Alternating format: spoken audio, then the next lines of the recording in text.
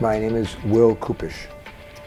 How did I get started in cross country? It was rather simple. I was at the time coaching boys football. I think I just completed 3 years, and a good buddy of mine who was a social studies teacher, because I was in the social studies department as well as the physical education department, asked me to, when there was an opening for him, he moved into the head coach position and asked me to come along and be his assistant coach in boys cross country. And I decided this was a great opportunity for me to be with someone that was very much like myself. I believe he was trying to always be positive with the kids and very encouraging at all times, and had the same, you want to sit there and think, values. And so I made the move. I enjoyed football, I played football, but it was the individual, Mike Case, who prompted me to make that move, encouraged me to make that move, and it was one of the best moves in my life.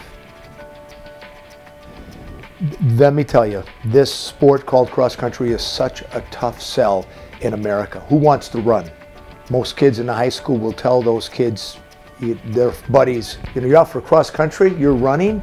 In football and other sports, the glory sports in America, punishment is when something is wrong. Go run a lap.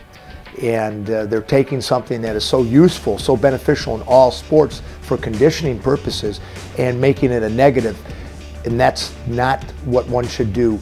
But cross country reveals who you are, the character that one has to muster to meet the challenges. Kids are pulled on all ways, variety of ways in the high school scene with their peers, with their parents. They come to school with one job. They got to be at school all day long. Then they have to go to cross-country practice for 2.5, 3 hours. Then they go home with another job and they have to do homework. And a parent goes to work all day and may have to deal with a problem child. Most of the times things go pretty smoothly. And these kids are digging deep on all fronts, those 3 fronts, and that would move me. And cross-country, through this process, is so difficult.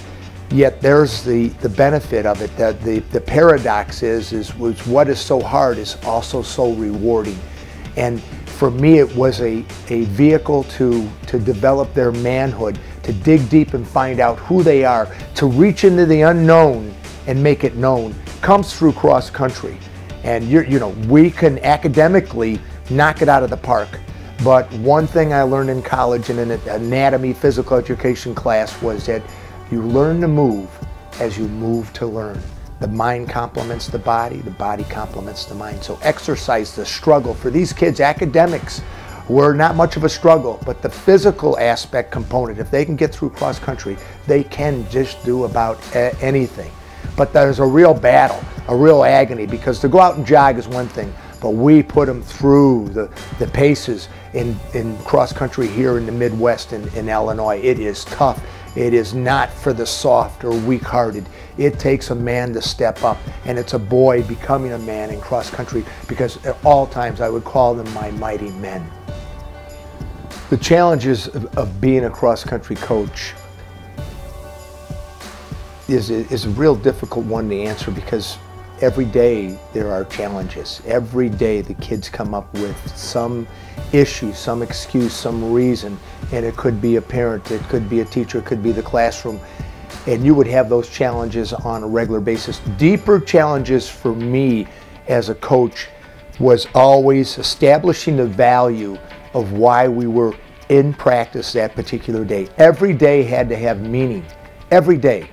So I would talk probably longer than I needed to talk as to why we are here today, and to relate it to some story that happened in society or in the world, something pretty negative in the sense of seeing how blessed they were to have the challenge of working through this practice today, and leave no stone unturned, always giving your best today. And if you wake up tomorrow, you do it all over again. Therein is the challenge, to motivate, to inspire those young people on a regular basis to have a new, fresh story every day, as to say, this is why you need to be here. This is why you got to work hard. This is why you got to put your name on the line. That's a challenge every day, because this is a tough sport, as I said earlier, to sell in America. It's not the glory sport of football, baseball, or basketball.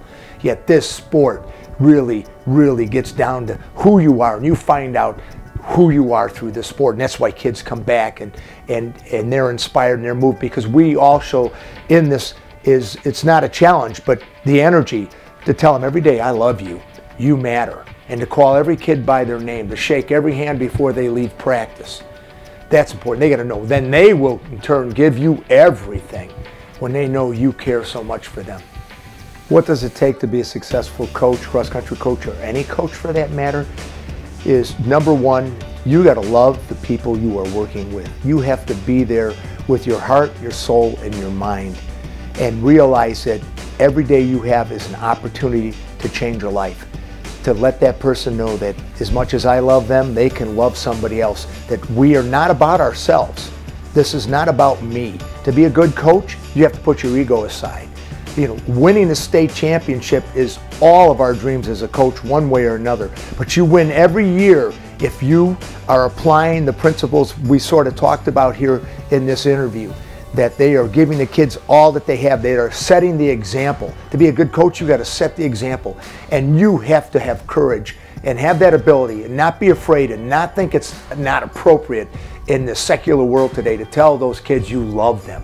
But to also tell them that in a way, without using any negative language, without swearing, without any put downs, that you can constructively come after them, pull their heart out, rip it out of their chest in a sense, and put it back in. And those kids, when you do it right, when you do it with love, they're going to sit there and say, thank you. How do I want people to remember me as a cross-country coach? That's an excellent question.